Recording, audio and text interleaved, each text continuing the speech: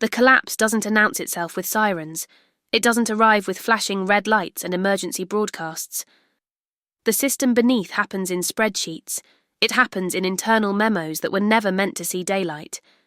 It happens when a single document, buried in a regulatory filing, reveals that the entire architecture of the global financial system is built on sand. And that document just surfaced. For months we have been tracking the silver market. We have watched the premiums explode. We have documented the delivery failures.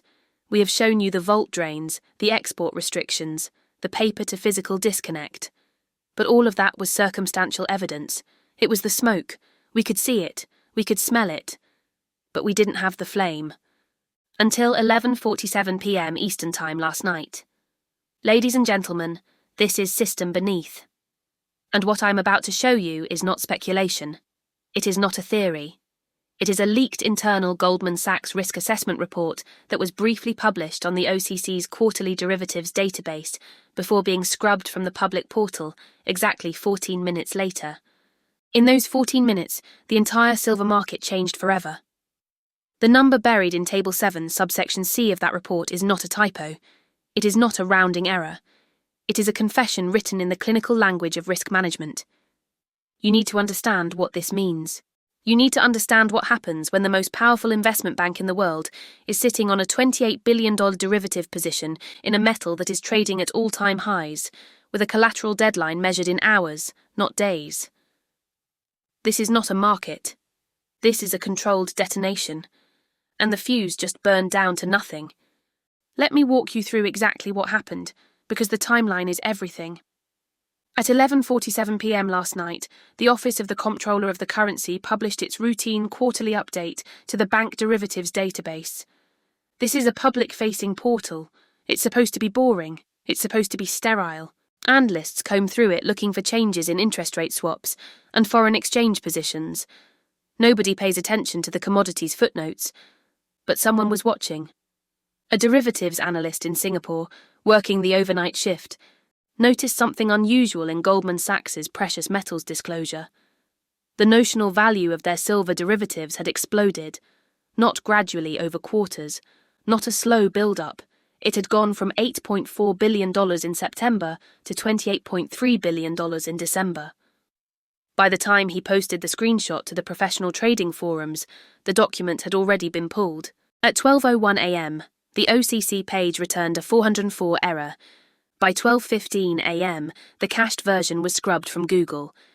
By 1 a.m., archived versions on the Wayback Machine had been removed, which requires a federal records request. That level of speed tells you everything. You don't mobilize federal agencies to delete a routine database entry unless that entry exposes something catastrophic. You don't burn political capital with the National Archives in the middle of the night unless the information in that document threatens systemic stability. But the internet is forever. The screenshots exist. The data was archived by independent researchers before the scrubbing began. And what that data reveals is a derivative position so massive, so concentrated, and so catastrophically underwater that it makes the 2008 AIG credit default swap crisis look like a rounding error. Let's talk about what derivatives actually are, because the mainstream media loves to obscure this in jargon. A derivative is a bet. It is a contract whose value is derived from the price of an underlying asset. In this case, silver.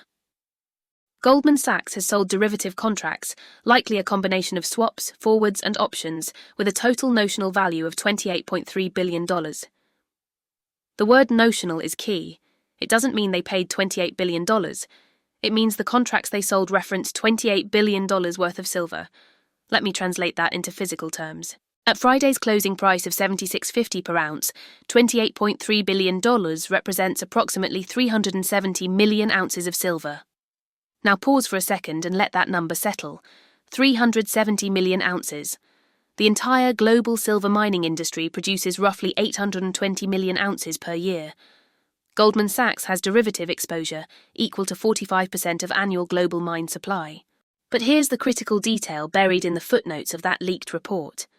The vast majority of this position is structured as short exposure. Goldman is not betting that silver goes up. They are betting that silver goes down, or rather, they were betting that silver would stay suppressed. They made that bet when silver was at 22s. They doubled down when it was at 30s. They quadrupled the position when it hit 50, convinced that the irrational exuberance would collapse like it always does.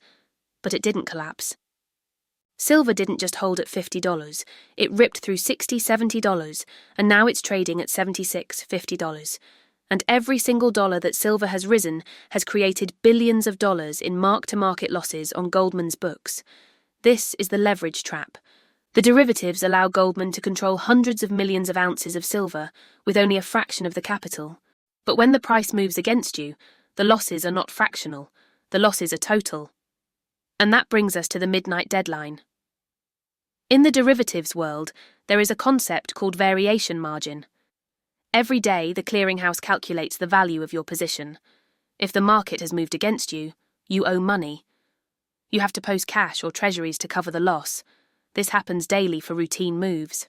But when you cross certain risk thresholds, when your position becomes so large and so underwater that it threatens the solvency of the clearinghouse itself, you trigger what's called an extraordinary margin call. This is not a polite request, this is a legal demand. And the demand has a deadline. According to the leaked OCC report, Goldman received an extraordinary margin call from the LME and CME clearinghouses on Friday afternoon. The collateral requirement, $11.2 billion in cash or equivalent securities due by midnight Sunday. Let me repeat that. Goldman Sachs has to come up with $11 billion in liquid cash by midnight tonight. Or the clearinghouse has the legal authority to forcibly liquidate their position. Now, you might be thinking, Goldman Sachs is a giant bank. They have billions. What's the problem? The problem is liquidity. Goldman has assets. They have buildings, bonds, loans, equity stakes. But those are not liquid. You can't wire a building to a clearinghouse. You can't post a mortgage-backed security to meet a commodities margin call. The clearinghouse wants cash. And to raise $11.2 billion in cash over a weekend, Goldman has to do one of three things. Option 1. Sell their treasury holdings. But the bond market is closed over the weekend. They would have to dump treasuries in the overnight repo market at a steep discount, which would signal distress and crater the value of their remaining inventory. Option 2. Borrow from the Federal Reserve. But using the Fed's emergency discount window is the financial equivalent of waving a white flag. It triggers immediate credit rating reviews and counterparty panic. Option 3. Liquidate the silver position itself, close out the derivatives, take the loss, and move on. But here's the trap. If they try to close the position, they have to buy physical silver or cover the short contracts. And there is no silver available. The vaults are empty. The Shanghai premium is $18 over New York.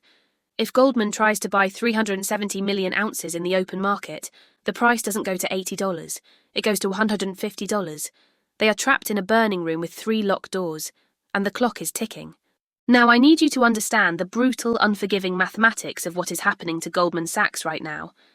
Because leverage is not just a tool, leverage is a weapon, and in this case, it is a weapon that has been turned against its wielder. Let's run the numbers step by step, because the scale of this disaster is difficult to comprehend without seeing the math laid out in front of you. Start with the position size, $28.3 billion notional exposure. At $76.50 per ounce, that is 370 million ounces. Now look at the average entry price. Based on the quarterly build-up disclosed in previous OCC reports, Goldman began aggressively expanding this position in Q2 2023 when silver was trading around $23 per ounce. They added to it throughout 2024 as the price climbed. Let's be conservative and assume an average short position entry price of $32 per ounce. That means they sold derivative contracts, promising to deliver silver or settle the difference at $32, expecting the price to fall. Current price, $76.50. Entry price, $30. Loss per ounce, $44.50. Multiply that across 370 million ounces, $44.50, $370,000, but $65,000, $16 billion, $465 million in unrealized losses. That is the hole in Goldman's balance sheet right now. That is the amount of shareholder value that has evaporated because they made a bad bet against a metal they thought they could control. But unrealized losses are just numbers on a screen. You can ignore them. You can hold the position and hope the market turns. The real crisis begins when those losses become realized, and that happens when the clearinghouse forces you to post margin. Margin requirements on commodity derivatives are typically around 10 to 15% of notional value. But when you are underwater, when the position is losing money, the clearinghouse demands additional variation margin to cover the risk. In a normal market, if silver moves $1 against you, you post the cash to cover that $1 loss and you move on. But Goldman is not in a normal market. They are sitting on a $44.50 per ounce loss across 370 million ounces. The clearinghouse looked at that exposure and said, "You are a systemic risk. Post the full loss buffer or we liquidate you." That buffer is the $11.2 billion margin call. But here's where it gets worse. That $11.2 billion is not the end. That is the margin requirement as of Friday's close at $76.50. If silver opens Monday morning at $80, which is entirely possible given the weekend news flow and the Shanghai arbitrage, the margin requirement recalculates. Every dollar silver moves higher adds $370 million in additional losses and requires additional margin. 70 demand, $185 million in losses, $185 meters margin, $80, $1.3 billion in losses, $1.3B margin, $85, $3.15 billion in losses, $3.15B margin. At $85 silver, Goldman would need to post nearly $15 billion in collateral, and they have until midnight tonight to come up with the $11.2 billion for Friday's close. This is the doom loop. The more the price rises, the more margin they need. The more margin they need, the more assets they have to liquidate. The more assets they liquidate, the more distress signals they send to the market. The more distress the market senses, the higher silver goes. They are caught in a death spiral with a countdown timer. And do not let anyone tell you that Goldman can simply settle in cash and walk away. These are not simple futures contracts. The leaked report specifies a mixture of instruments, including physical delivery forwards and embedding structured products. If Goldman defaults on a physical delivery obligation, if they fail to deliver even a single bar to a counterparty who is demanding metal, they trigger a cross-default clause in their derivative master agreements. One default triggers a cascade. Every counterparty has the right to demand immediate settlement. This is the systemic risk nightmare that the OCC tried to bury by deleting that report. Let me show you what this looks like in human terms. Goldman Sachs currently has a market capitalization of approximately $140 billion. A $16.5 billion loss represents 11.7% of their entire market value. That is not a trading loss. That is a solvency event. If news of this leaked report goes mainstream, if Bloomberg or Reuters picks this up and runs the headline, "Goldman Sachs sitting on $16 billion silver loss," the stock will gap down 15 to 20% at the open. Credit default swaps on Goldman debt will spike. Counterparties will demand additional collateral on unrelated trades. The liquidity crisis will spread from the commodities desk to the entire firm. And Goldman is not operating in isolation. They are the counterparty to pension funds, sovereign wealth funds, central banks. If Goldman fails to meet this margin call, if they are forced into a fire sale liquidation, the entities on the other side of their trades get hit. This is 2008 all over again. But instead of subprime mortgages, the toxic asset is a short position in a monetary metal that the world is desperately trying to acquire. And the world is watching. I guarantee you that the trading desks in Beijing saw that leaked report. I guarantee you that the sovereign wealth funds in the Middle East saw it. And I guarantee you that they are doing the same math we just did. And what do you think their reaction is? Do you think they are going to sell their silver and help Goldman out of this mess? No. They are going to squeeze. They are going to buy more. They are going to demand physical delivery. They are going to push the price higher, force the margin call to escalate, and watch one of the most powerful banks in the world bleed out in public. This is financial warfare. And Goldman just revealed their position to the enemy. The $28 billion leak is not just a number. It is a target. It is a giant red X painted on Goldman's back. And every sovereign entity that wants to see the dollar-based financial system weakened now knows exactly where to strike. The mathematics are not just unfavourable, they are fatal. And we are less than 12 hours from the deadline. Now we have to talk about what actually happens at midnight. Because the mainstream narrative, the story they will try to sell you on Monday morning, is that this is just routine market volatility. They will say that Goldman is a sophisticated institution with robust risk management. They will tell you that everything is under control. They are lying. Let me explain the actual mechanical sequence of events that will unfold between now and midnight, because this is not theory. This is contractual obligation. This is law. 11:59 p.m. Sunday, Eastern Time is the deadline specified in the Clearinghouse Margin Agreement. Not close of business Monday. Not within one business day. Midnight tonight. The reason for the weekend deadline is specifically to prevent what's called market manipulation through delay. If Goldman had until Monday afternoon, they could spend the entire trading day trying to jawbone the price down, leak fake news, coordinate with other banks to create a sell-off. The clearinghouse knows these games, so they set the deadline when the markets are closed, when Goldman can't play tricks. So what happens if Goldman doesn't post the $11.2 billion by midnight? At 12:01 a.m., the clearinghouse computer system automatically flags Goldman's account as under-collateralized. This is not a human decision. This is algorithmic. Within minutes, an automated notification goes out to the clearinghouse's risk committee, which includes representatives from every major clearing member bank. That means JP Morgan gets the alert, Citi gets the alert, Deutsche Bank gets the alert. They all wake up Monday morning knowing that Goldman failed a margin call. At 8:00 a.m. Monday, the clearinghouse is legally required to begin liquidation proceedings. They have the authority to seize Goldman's collateral and forcibly close the positions. This is not optional. The clearinghouse rules are binding. But here's the problem. How do you liquidate a $28 billion silver derivative position in an orderly manner? You can't. If the clearinghouse tries to close out 370 million ounces of short exposure, they have to go into the market and buy. But the market doesn't have 370 million ounces available. The COMEX registered vaults have less than 45 million ounces. The London vaults are already underwater on their own lease obligations. There is no bid deep enough to absorb this size. So the clearinghouse faces a choice. Option A. Attempt an orderly liquidation, which will fail and send the price to $200 per ounce, creating a contagion event across every bank with silver exposure. Option B. Declare a disorderly market event and invoke force majeure. This is the nuclear option. It means they suspend the normal rules, freeze the positions, and force a cash settlement at an administratively determined price. If they choose option B, they are effectively admitting that the paper silver market has failed. They are admitting that the price discovery mechanism is broken, and they are unilaterally rewriting contracts to save a bank. That is the price lockout. When the clearinghouse invokes force majeure and sets an administrative settlement price, that price becomes locked. It doesn't matter what silver is trading for in Shanghai. It doesn't matter what the physical premiums are. The paper contracts settle at the lockout price, and the holders of those contracts have no recourse. This has happened before.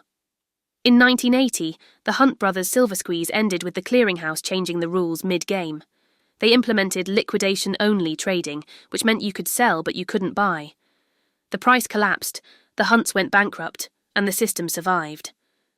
But 1980 was a different world. There was no internet. There were no decentralized markets. There was no Shanghai premium to expose the fraud. If the COMEX tries to lock the price in 2025, while physical silver is trading 25 higher in Asia, the entire world will see the scam in real time. The legitimacy of the New York commodity markets will be destroyed. Capital will flee to the physical markets.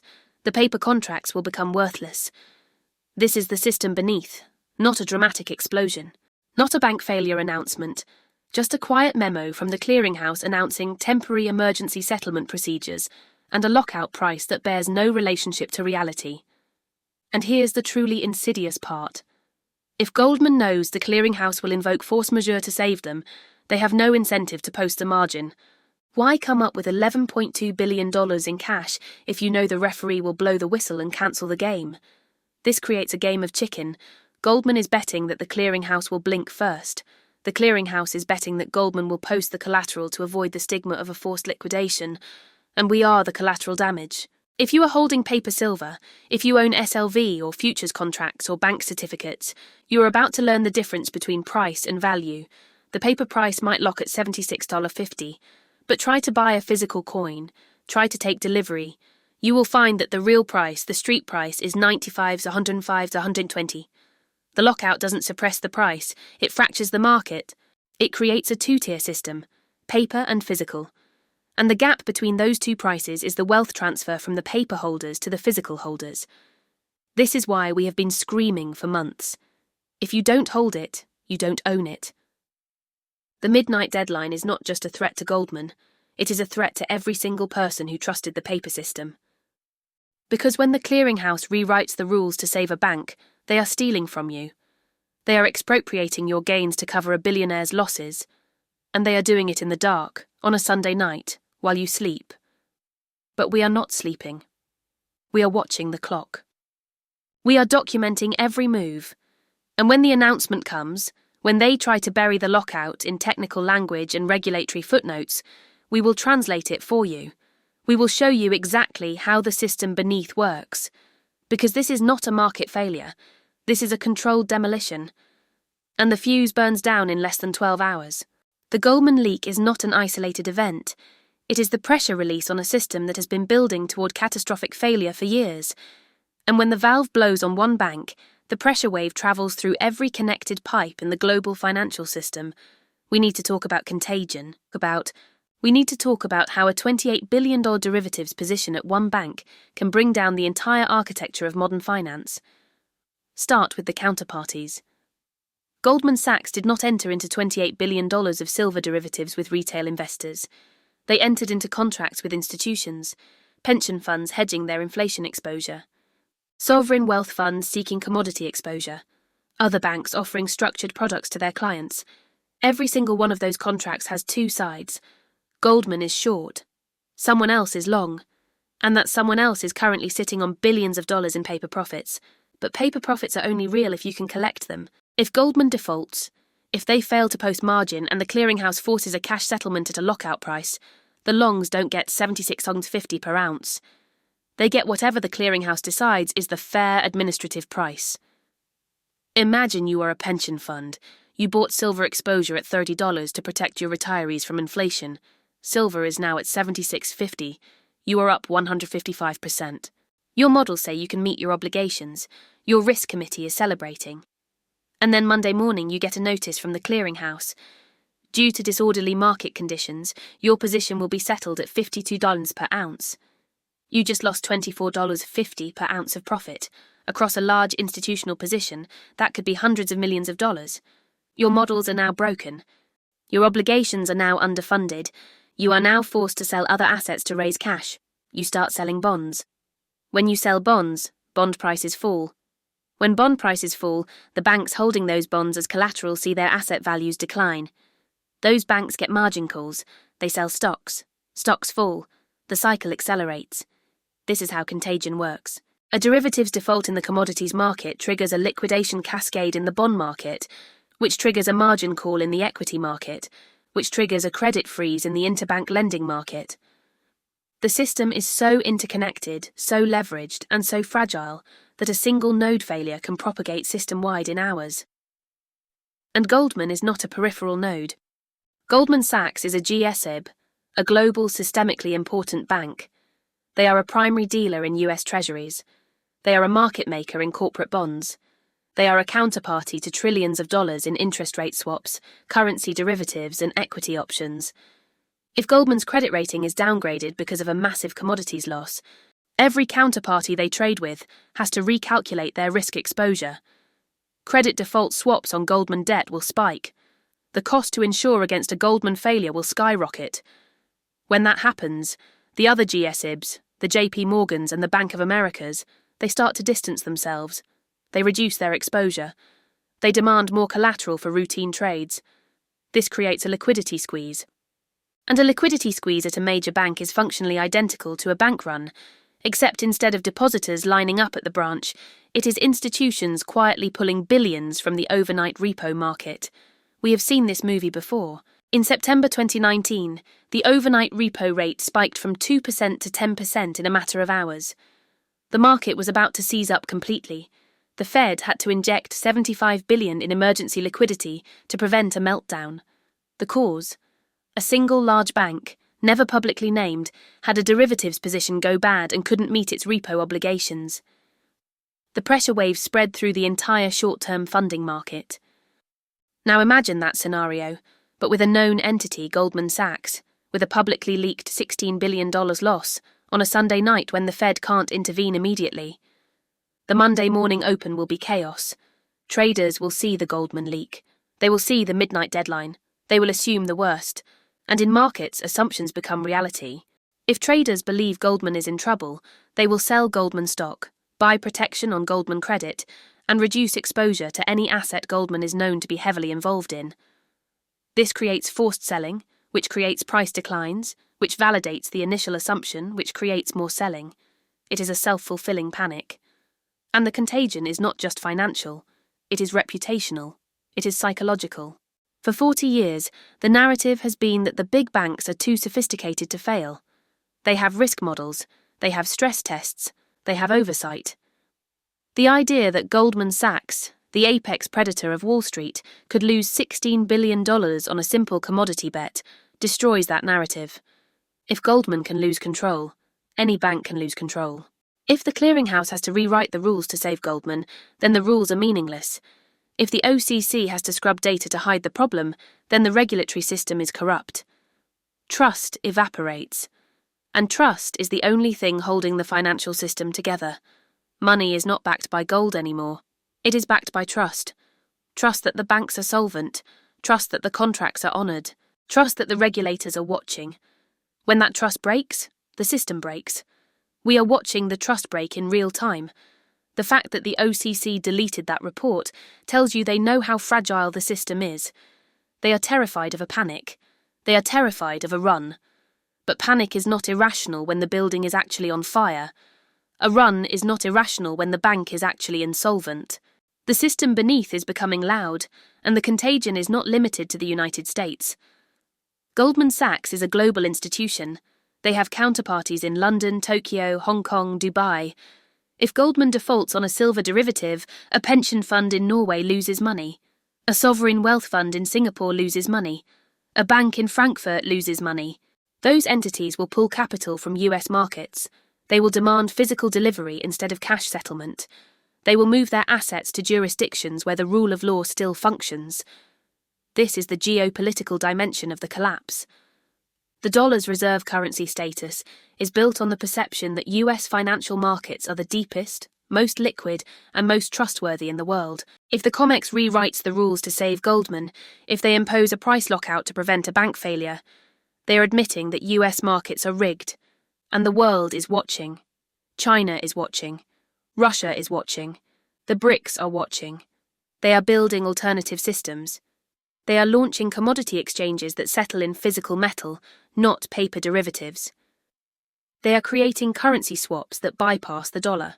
Every time the US financial system cheats to save itself, it accelerates the move away from dollar dominance. The Goldman leak is not just a bank problem, it is an empire problem. And empires do not collapse in a day. They collapse quietly, one broken promise at a time, until the weight of the lies becomes too much to bear. We are bearing witness to that weight, and the midnight deadline is the moment when the lies become too expensive to maintain. So we have established the problem. Goldman Sachs is sitting on a $28 billion derivative position that is hemorrhaging billions in losses. They have until midnight tonight to post $11.2 billion in collateral or face forced liquidation. The clearinghouse will likely invoke force majeure, lock the price, and trigger a contagion wave across the global financial system. Now the question is, what do you do? This is not financial advice. I am not a financial advisor. But I am going to walk you through the logical scenarios and let you make your own informed decisions. Scenario 1. Goldman posts the collateral. This is the extend and pretend scenario. Goldman scrapes together $11.2 billion by selling treasuries at a loss, tapping credit lines, or quietly accessing the Fed's discount window over the weekend. Monday morning, the news leaks that Goldman hit the discount window. The stock drops 8 to 10%. Silver spikes to $82 on the news that a major short is in distress. But the immediate crisis is postponed. What this means for you? The squeeze continues but in slow motion. Goldman is now a zombie, kept alive by the Fed, but unable to add to their short position. The price pressure remains. Silver grinds higher over weeks instead of spiking in days. Your move. If you hold physical silver, you hold. If you are waiting to buy, you have maybe one more week before the next crisis hits and the premiums explode further. Scenario 2. Clearinghouse invokes force majeure. This is the lockout scenario. Goldman doesn't post. The clearinghouse panics. At midnight, they announce temporary emergency settlement procedures and lock the price at an administratively determined level, likely $68.72 below the current market. Paper contracts settle at the lockout price. Physical silver continues trading in the real world at 80+ with exploding premiums. What this means for you? If you hold paper silver, SLV, futures, bank certificates, you just got robbed. You will be settled at the lockout price and have no recourse. If you hold physical silver, you are now in possession of an asset that is trading at a massive premium to the official price. Your move. If you have any paper exposure, you need to exit immediately Monday morning before the announcement. If you can take physical delivery, do it. If you hold physical, do not sell it for the paper price. Wait for the dust to settle and the two-tier market to formalize. Scenario 3. Forced liquidation creates price spike. This is the squeeze acceleration scenario. The clearinghouse tries to liquidate Goldman's position by buying in the open market. There is no supply. The price gaps up to $95, then $110, then $135 as the buy orders overwhelm the thin market. Other banks with short positions see the spike and panic. They rush to cover. The entire commercial short complex implodes in a single day. What this means for you? If you don't already own physical silver, you will not be able to buy it. Dealers will suspend sales. Premiums will hit 50 to 70% over spot. Coins will go to allocation or waitlist only. Your move. If you have been waiting for a dip, the dip is not coming. The only question is whether you can still find metal before the spike happens. Check dealers tonight. Place orders before the Monday open. Scenario 4. Systemic intervention. The Fed pivot. This is the bailout scenario. Over the weekend, emergency meetings happen. Treasury Secretary, Fed Chairman, CFTC, OCC, and the heads of the GSIBs gather. They decide that a Goldman failure is unacceptable. The Fed announces a new Commodity Market Stability Facility, or some similar Orwellian name. They provide unlimited liquidity to banks with commodity derivative exposure. Goldman gets bailed out. The moral hazard is codified into policy. What this means for you? The dollar just took a mortal wound. The Fed printing money. To bail out banks from a commodity squeeze is the same thing that destroyed the Weimar Republic and Zimbabwe. It is hyperinflation by another name. Your move. This is the ultimate validation of the hard asset thesis. If the Fed will print unlimited money to save the banks, then holding dollars is suicide. You move everything you can into real assets, silver, gold, land, productive businesses. The wealth transfer accelerates. Now let me tell you what I think is most likely. I believe we are going to see a combination of scenarios 2 and 4. Goldman will fail to post the full collateral. The clearinghouse will invoke a partial lockout on certain contract types while allowing others to settle normally, creating chaos and confusion.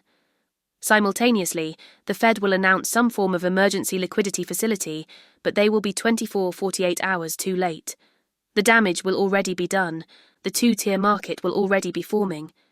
By Wednesday, you will see physical silver trading at $95, while paper silver is locked or settled at $72. The spread will be undeniable. The mainstream media will try to explain it away as temporary market dislocation. But anyone paying attention will see it for what it is, the death of the paper market. Here is your roadmap for the next 7 days. Tonight, Sunday. Watch for any news of emergency Fed meetings. Watch for sudden Treasury yield spikes in Asian trading. These are the early warning signs. Monday morning. Watch the Goldman stock price at the open. If it gaps down more than 10%, the leak is spreading. Watch silver at the 8:20 a.m. EST futures open. If it gaps up more than $3, the squeeze is accelerating. Monday afternoon. Watch for statements from the CFTC or CME Group about orderly market conditions or reviewing settlement procedures. This is code for we are preparing to rewrite the rules. Tuesday. This is the danger day. If the clearinghouse is going to announce a lockout, it will happen Tuesday morning before the US markets open. They will want to control the narrative. Wednesday, Friday. The aftermath. Watch the premium spreads. Watch the dealer inventories. Watch for secondary announcements from the Fed about liquidity support. Your action items. If you own paper silver, have an exit plan. Know how to liquidate your position in minutes if you see the warning signs. If you own physical silver, secure it. Make sure it is in your possession or in a vault you trust, not a bank safe deposit box, not a pool account. If you are waiting to buy, decide right now. Are you willing to pay $85 per ounce Monday morning if this goes kinetic? If yes, place the order tonight. If no, accept that you might be priced out. Diversify your counterparties. Do not have all your assets with one dealer, one bank, one institution. Spread the risk. Prepare for volatility. The next 2 weeks will be violent. Paper prices will whipsaw. News will contradict news. Do not let the chaos shake you out of a sound position. The system beneath is not quiet anymore. The Goldman leak has revealed the crack in the dam. The midnight deadline is the moment when the water pressure becomes too much. And on the other side of that deadline, the financial world will be different. There will be those who held real assets and those who held promises. There will be those who understood what was happening and those who trusted the system. The choice is yours. But the clock is not stopped. The midnight deadline is absolute. And in less than 12 hours, we will know which scenario unfolds. I am System Beneath. And we will be here every step of the way, documenting the fall, translating the lies, and showing you the path through the wreckage. This is not the end. This is the beginning of the repricing. The price of silver is not going to $100 because of industrial demand or inflation. It is going to $100 because the institutions that suppressed it for 40 years are finally being forced to pay for their crimes. And that payment is coming due at midnight. Hold the line, trust the metal, and watch the collapse unfold. The data is in front of you. The timeline is set. The midnight deadline is not a metaphor. It is a contractual obligation that will either be met or breached in the next 12 hours. And when the sun rises Monday morning, the silver market will never be the same. If this analysis helped you understand what is really happening behind the headlines, subscribe to System Beneath. We are the signal in the noise. We are the pattern recognition in the chaos. Share this video with everyone who needs to know. The mainstream media will not cover this. The banks will not warn you. The regulators will not protect you. You are on your own. But you are not alone. We are watching, we are documenting, and we will see you on the other side of midnight. This is System Beneath, and the collapse is no longer quiet.